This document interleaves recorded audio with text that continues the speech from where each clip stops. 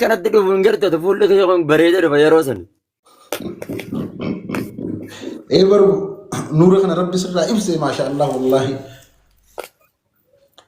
Beeytaa gaalaal hoggaa namni adabame. Dhagee. Ustaaz. Hoggaa namni geema moo'ame. Adabbiin akka jirtu ni beektaa rabbi sitti ibsee jiraame waan ta'an. Akam? Lakki yoo ati na injifatte na adabda. Adabbii yoo anjaamu jira geema booda. Yoo nan si injifadde adabbii si madaaltu. Ta ustaazummaa hojii deemtu. Ta kabajaatiitii hojii deemtu. Sani si adabaa. Wallaahi waan akkasii hin deeggaru. Waan akkasii hin deeggartu garuu geema feeta. Gaaffii harkaana islaamummaarraa gaaffii islaamummaarraa waa'ee islaamummaarraa na gaafate. Yookaan immoo jaran anaa gaaffii gaafataati. Raffisaa yeroo takka isaan. Na raffisanii. Sheekhaan tuuttoo siin dho'isin faamilii tiyya. Tuuttoo dhaanii akka afaan sifaanis raffisan. Maa jarana gaaffiin gaafadha. Gaaffiin dhiyeessaaf. Okay, anaa si gaafata si naa deebisa. Okay, na gaafadhu gaaffii keessa. Ayyaa. Gaaffii maal irraa si gaafadhamee fakkeenyaaf? Waan baratte irraa na gaafadhu malee waan hin beekne irraa na gaafatin ammas. Namni waan hin beekne gaafataa barbaachisaati. Waa barqaalli cuquun naaf ta'a bar wallaahi. Namni waan hin beekne irraa gaafataa bar. Gaafadhu ishee. Amma fakkeenyaaf gartee waa'ee amantii shari'aadhaan wal qabatu irraan si gaafadha. Noobsi kutaa kan ittiin gaddarba. Maali gaaffiin ta'e maal turte? Ganan si gaafadha. Maal feete gaaffiin tiyya? Maali itti banteetu urte? Yoom? Waa'ee si biraa qililuu jee. Mamma bayaan qameeti na qooti yoo rabbii jee takka. Takka gaaffii tiyya irraa fudhu rabbii jee. Hayyeetti fofiyaa. Gaaffiin tiyya. Jaartii tana rabbiin wanni nuu kenneef ittiin qanani'uuf isaan tiisuuf akkas yoon ta'u gorellee na sirreessitaa. Akkasii. Mamma bayaan jaartii tana rabbiin wanni nuu kenneef ittiin qanani'uuf isaan tiisuuf hadaraadha isaan kun akkasii miree. Ati baaba jaartii irra maaliif seentaati? Shabaa bareen hin fuune baruu fadha. Hin beektu kaayyoonan siif hin beektu akkamin si godhare. Hoy mamma bayaan bayaan. Ana khabaruu fadhe. Markaa taati. Ana khabaruu fadhe ati mana meeqaati? Na hubachiisi ni fudhadhaan. Ana makkasitti khilaafa guddatu sanii miti. Waan namni jiru waan namni xiqqoo beekumsa irra qabu naa kanne nama fudhatu irraa yaa. Ni fudhadha. You achieve it, family. Thank you. Thank you, family. Yeah? Sigale? Gaaffii tiyya irraa baasire. Aan waa'ee jaartiin nama fuudhee hin qabne irratti itti hin naasa'u. Fuudhuun fadhare. Fuudhuun fadha. Footoo yoo feete baafni jaartiidhaa keessaan si barsiisa adii na gaafadhu. Obboleeyyan kiyya meeqaa jira siingilii fuudhuu fadhu as jala barachuu qaban isaanis. Edaa ilmi tanaan boontu rabbiin akka ittiin boontuuf ilmis barsiise. Okay, footoo feete akkam jechuurraan na gaafadhu. Eewwaa. Jaartii tana hoggaa wajji raftu akkuma dhugattiin baruu fadhi laala. Walla qarabbiin humna ragaadha. Akkuma dhugattiin baruu fadhi. Jaartii tana hoggaa wajji raftu eegartee isa faranjoonni roomaansi jaaniin san. Amma bayaan akka nallaa irra busdaadhu. Na dhagoo jirtaami? Hoggaa wajji rafnuu qofaan dhagee. Bakkuma dhagoo qabdu dhageesse hayyee. Hoggaa wajji gachiistu jaartii tana ittiin qanani'uu fuunee bishaan bakka naannoo itaati.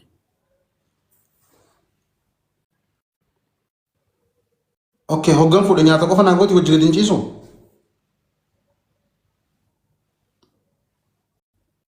Argattee Qaadhi madheetiin jira maamma bayaan siin naa beeka gaafumatti yana deebis rabbii iyyiiti.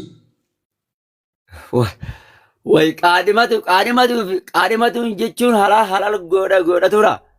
Ganaan naaf laalan gandaan naa laalanii jiranii maamma bayaan dhiiganatti hin kaasii yaaboo na dhagee kaasoo obboloo kiyya yaaboo yaa mangistii.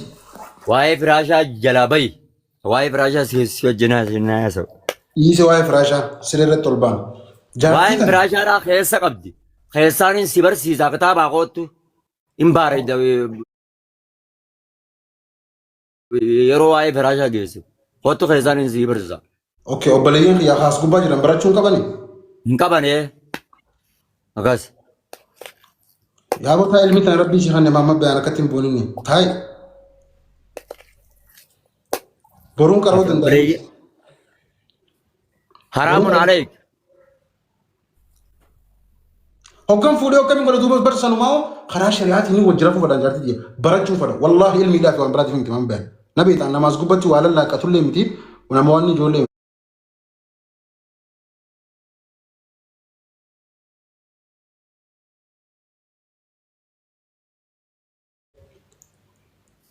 Jaalalti diimtu moo gurraatti?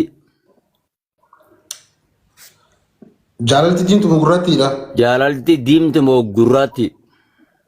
Edaa bifa qabdii teessan qalama kam dibna?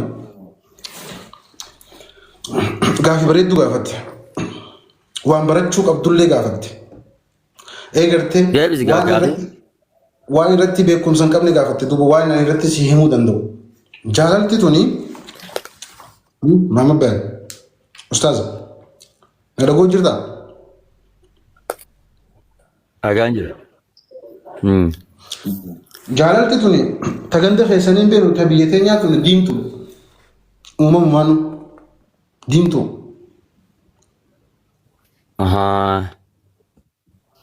Diimtu ijaan agarte. Yaa ijaan hin arge.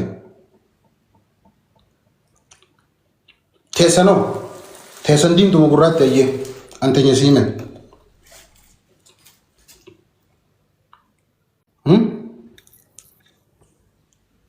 Fakkaati jaalalan beektu keessa. Diimtu moo gurraatti? Diimtu moo diimtu? Gurraatti sin qabdu, diimti sin qabdu, hoomata akka hin qabdu. Hin beektu jaalalaanaa si barsiisa. Yes. Beetee jirtu. Bifa sin qabdu.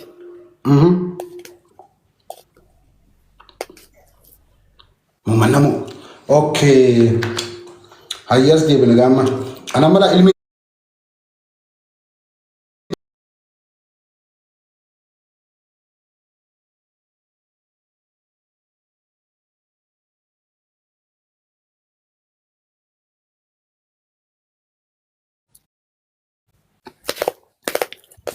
Okay, taatiin na gaafatte waa'ee ciisinsarraayi.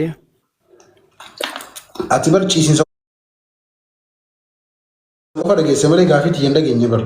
Waa dhageetan tan jirate waa'ee okay mee fiixadhu gaafiin ta'e maal jette? Okay, alhamdulillah. Finally.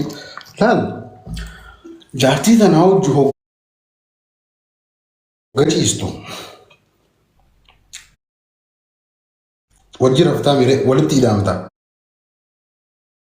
Hoggaa walitti hidhaamtu.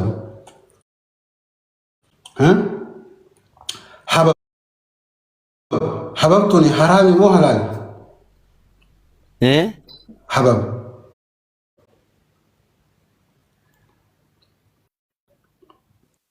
Wallahi waa'ee kanarraa nan gaafateen karaan hin beeku wallahi.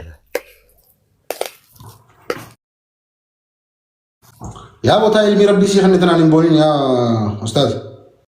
Biraadhaa jaahillee akka fiyyaa barachuun qabu jechuudha. Barata rabbiin dubbateetu hunna libaasul isaan isiniif qaama akka uffata tokkooti jeemi.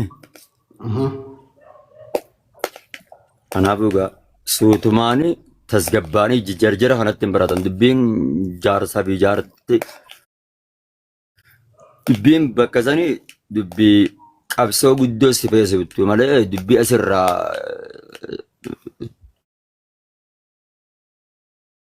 Siifin galtu akkamiin sii galu. Sasiif hin galtu qoy milikkataan agarsiifta hoggaa keessa na dubbistu bara akkam jee abu huula. Juudiidha si beeksifti gaa yoo juudii gugoote malee hin ta'u. Okay qololaan jechuun qololaan hin gaafachuu qaba jechuudha. Assalaamu alaikum. Waalaikum salaam. Gaabii irraan na gaafattu haadha mana ofiidhaa tokko akkamitti jaalatan akkamitti utuban akkamitti bakkaan gaan akkamitti ishii tana haqa ishii guutan akkamitti haqa ishii eegan jedhi irraan na gaafadhu. Boodubaan tana sin barsiisu tajaajilatiif akkaataa itti jaartiitti bulfataniif akkaataa itti tanam beekaga tana bara naasa'u gaa. Ta roomaansiitiin hin beekne roomaansiisan hin beekure. Jaahilli duuba tan ofiifu si barsiifte alhamdulillah si barsiifte ofiifu. Eenyuun na barsiisu? Ogaati gadi jette ogaati labbaa jette ofiifu hararra si keessisanii jettee rakkatin. Tan beekne mana biratti fidee. Obboleessoo dura niqaa godhadhu ofiifu si barsiifti niqaan godhamnaan wayi. Biyya keessatti namni osoo hin baranne doktara ta'a. Namni osoo hin baranne doktara ta'a qoy nama bayan. Namni osoo hin baranne doktara ta'a. Baratee waan barate san doktorummaatti sarfis godhaan eegaa barata hojiitti jijjiirame. Mee waa jaartii jechuun maal?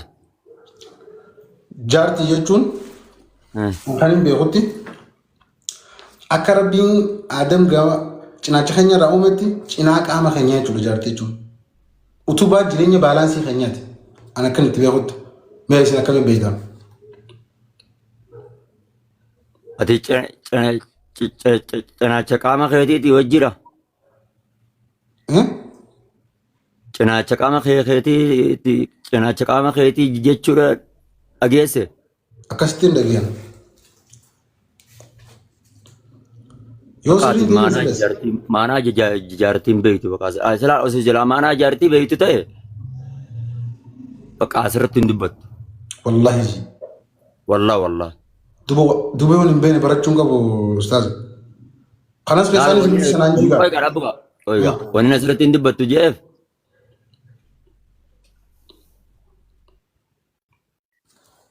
Icciti aboo aan achiisin hin jennaan. Akkamiin si godha reetii? Naangaluuni. Ustaaza bara wanni si gaafadheef warroota fakkaatota akka hiyyaadhaa qabumaa hin beekne ka barachuu fadhu ka jaartii fuudhee nyaatuma goosisuuf mana galfatu jira akka midhaan ta'a. Okay, akkan jee. Okay, dhisi. Ati waan akkasii gaafachuu barbaadu naagalee jira sin gaafadha. Shabaabni ilma dhiiraa tokko bultii isaadhaa akkamitti dagaagsee akkamitti tiifatu qaba. Keessaafuu zabana fokkotaa kana keessatti. Kanas keessaan na barsiiftaa? Fulus dalagatu qaba. Kun oolaa argaa. Uummata akkaan danqara nama laala. Fulus jeetu mana danqare. Kaan hoggansi gaafa dhugaruu waan meeqa piroosa qaba. Sadaqaa namaatiin jaartii fuudhuun hin taatu. Jaartiin namni yoo ati sadaqaa namaatiin fuute siyala gadi hin teessu. Warri hagaa ammaadhaa sadaqaan bulchuu jiruun immoo Elon Musk roobota bitatee mi? Gaafa sadaqaan fuute waa hedduudhaan sitti hasaasti. Roobota bitatee jechuudha. Dalagadhu mana jaarratu qabaa waa hunda godhatu qabaa akkanumaan immoo gaafa kaan namni walitti asii fi achi walitti bu'ee maallaqa bu'anii isatti fuudhanii gaafa kaan namni guyyuma sargisanii isa yaadata malee guyyaa kaan namni isa yaadatu hin jiru. Namni isa san dhufee gargaaru jiru. Gulii inni ganaa harkuma namaa eegate waan ta'eef bakka kanatti itti yaaddoo hin dirqama. Dhageessaa? Dhageenye fudhanne. Haya duuba amma waa'ee amala irraa si gaafadhan akkamitti bulfatu qabaa dhirti takka. Ati akkamitti fuutee naan jenna. An taarargeedhaa saddaqaan hin fuudhe. Kolokolo. Nama tokko haggumaata natti dhufuu na agarre. Wallaan alhamdulillah of dandeetan fuudhan. Wayi. Ammallee rabbi si yaadatu. Ati akkamitti fuutee naan jenna yoo amma. Maaltu isaan hin ga'e irra deebiinesi fuudhuu fedhanii?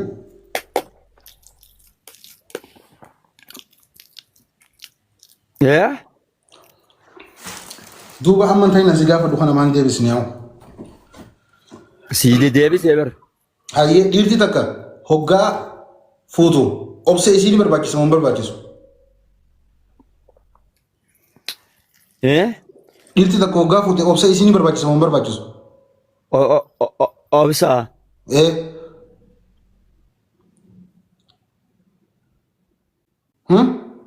Hoggaa maal taate? Hoggaa fuudhu obsa ni barbaachisa moo hin barbaachisu?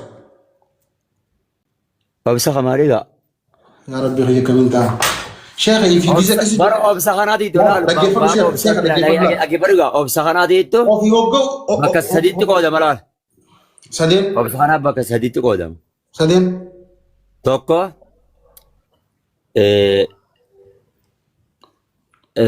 qaalii rabbii irratti obsu ibaadaa rabbii irratti. Takka.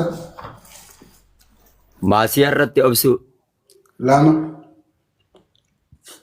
Qadara rabbii waan rabbiin sitti fidetti obsu. Sadi. Naam. Naam. Kanaaf hin jeessi gaafadhu obsa kana walii kan baanta. Okay. Anamma laal. Dhaluma tanaa wajji jiraachuuf obsuun imaana jeetii yaadaan. Ati maal ishii gootee obsitate irratti? Maaltu siin kaan isin nagootu ustaaza isii obsuun dhiirti takka dubartii hojii yeroo jiraattu namni wal dhabuu jira miira keessa galuu jira. Obsa sana akkamitti ibsa akkamitti obsuu qabaan jee obsuu ni qabu moo hin qabu? Ati duraan obsa hin qabne fuute? Yaa Rabbi xiyya kamiin ta'a yaa Allah. Sheekha obsuu qaba moo hin qabu? Sinaaf hin galle jaartii cinqiidhaan rabbi itti qabee obsamoo kami? Adda baasi kaa? Laal. Miira ati gizee ustaadota hojii falmitu san keessa jirtu san gartee akkas keessa hin jira. Ustaadotaatii fi jaartii walitti fitingaati wayi. Duuba waan si gaafa dhinaa deebisee yaa'u obsanii barbaachisa moo hin barbaachisu?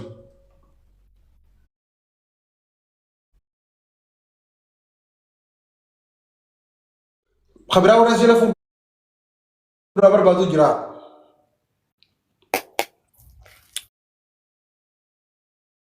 Akkan siin jedhe.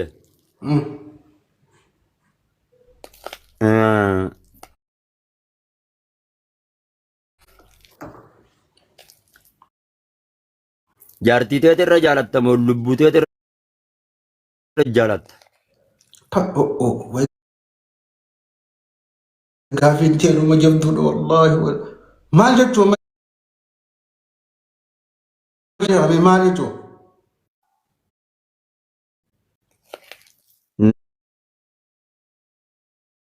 Naa himigaa.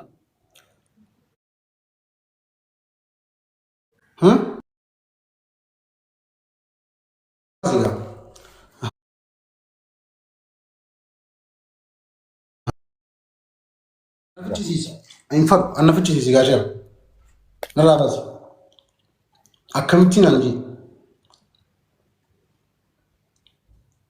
Dhagoo jirtaa? Hoggee takka lubbuutii irra jaaladha jettee maaliin sii dhagaan? Siin naa beekaa sanii jaalladhu kunitu yaada kiyya na gaafatteemi. Naa deebisi gaafiti ishee. Laa ilaaha illallah. Akkin jee. Okay, dirqama takkan deebisuu qaba. Deebisuu qabda. Filannoo lamaan tana keessa deebisi. Okay, sababa wajjin na gaafatta gaa. Akkanumatti dimshaashu. Maala godhaan sababa irraa si gaafadhan wayi. Naafisii bara ima walii dawwallee asootti hin jiru barsheefan hawaasaan jala jira sababa baruu barbaadan. An sababi irraa si hin gaafanne. Ati yoon gaafanne tuu hawaasni baruu hin qabu. Bakka ani si irraan baate waa'ee hawaasa irraa maal gootati si anaa si gaafatame. Yaa sheekha baguman dhiigan qabaatin an dhiigatan fa'a. Akkin jee laadda geelaa. Tadhumaa sirrii na dhaggeeffadhu. Akkin jee tariin irra jaaladhu sittiin himaa. Waan himadhe san irratti immoo sababa wajjin ibsuu barbaadaa siin jee. Ani waa'ee sababa irraa si hin gaafanne. Laa ilaaha illallah Muhammad Rasulullah yaa Rabbi ghayyi. Takkuma qofa sii deebisee duuba maal sii godha? Naaf geesse takkittuma qofa keessaa na deebise.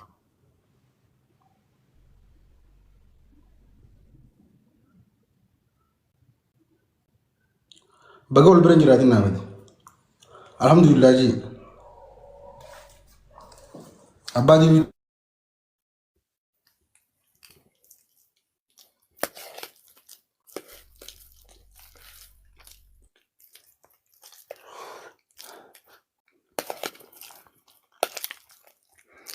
Yoo gaafii wallahi isin bulooqoo yoo gaafii yoo naan deebifne yoo cufatte akka kanan simu hin buloofne. Gaafii yana deebis. Pero hin cufatin yoo narraa cufatte sin bulooqoo wallahi deebis naa gaafii ya. Bayi. Edana buloktaw. Yoo gaafii yana deebifne moo. Subhanallah. Gartee edana bulokta jechuudha. Jaartii teetirra jaalatta moo lubbuu teetirra jaalatta deebisu naa afaanitti. Sababa wajjoon yoo akkasitti himu hin feene siif hin deebisu. Okay, akkamirra jaalatta. Sababa wajjoo kee mucarraan kanadha. An sababa hin jenneen.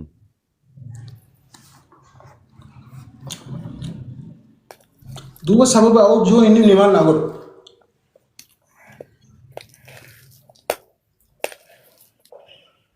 Asbay ammas.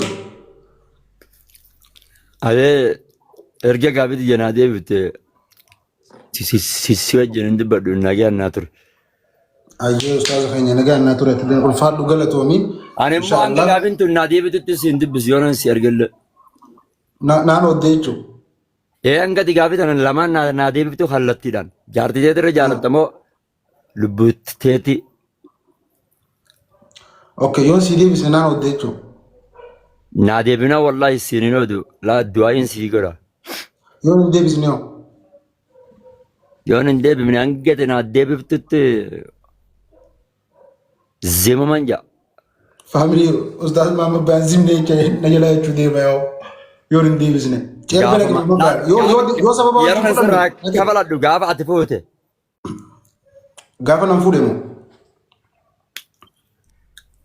Akka jaartiin si jalaa deemtuun si godha gaafa ati fuute akkamiin akka jaartumatee beerattiin si gaafate jaartii teetirra jaalatta moo lubbuu teetirra jaalatta yoo ati achi daddabsite kalaas nama lubbuu ofiirra dhaabbatu gaa nama lubbuu ofiirra nan jaalanne daaheerime kana jalaa maalan godha jetteeti yaa bukkasuma godhin yaa hosiif hin deebisa rabbii jalaa baati. Anachiifin kan jedhee jiru yoo dafi osoo hin fuune ammumaan tana deebise. Allah yaa naa galaasuuf deebi'uu hin dhibne. Maamad Bayaan dhagee. Odo. Akkasii jee. Wallahi si hin deebisu akka miidhaa dhaalata. Yoo sababa wajjin taane.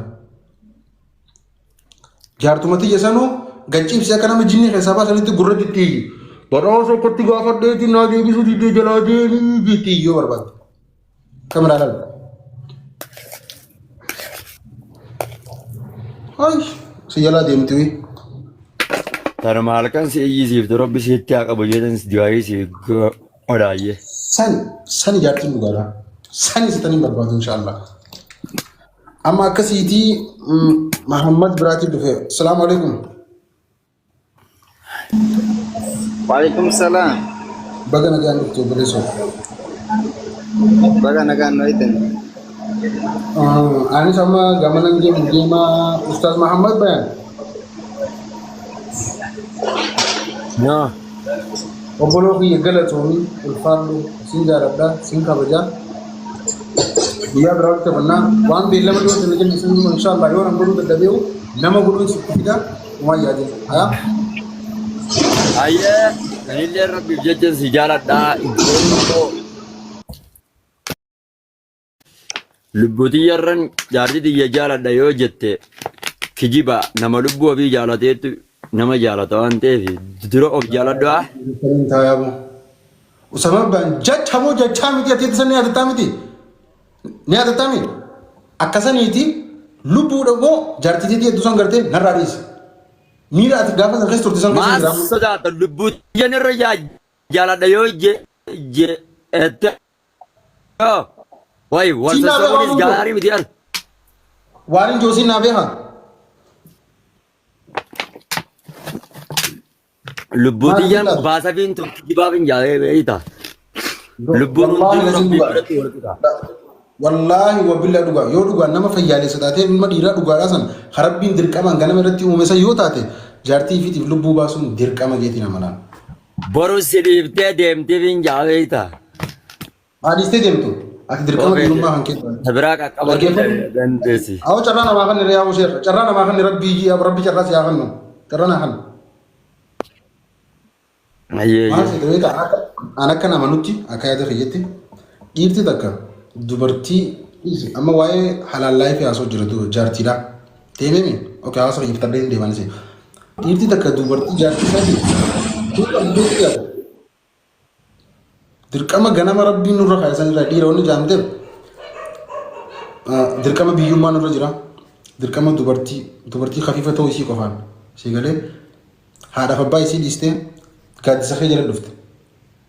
Namni gaaddisa kee jala jiru tiksa kan kee jala jiru immoo dirqama isaan eeguu qabda. Saniif dhiirti dirqama ni duutii fi wanni jeef malee waan biraa deemee miti. So yoo maal toote Gaafa akkasirra si gaafadhu. Qoyaa guyyaa biraan ni gaafata namaan ni jira obboloo hedduu dhiifama garuu. Dhiifama guddaa. Okay. Guyyaa biraan inshallah bal'inaa wal quunnaa jiru. Haya.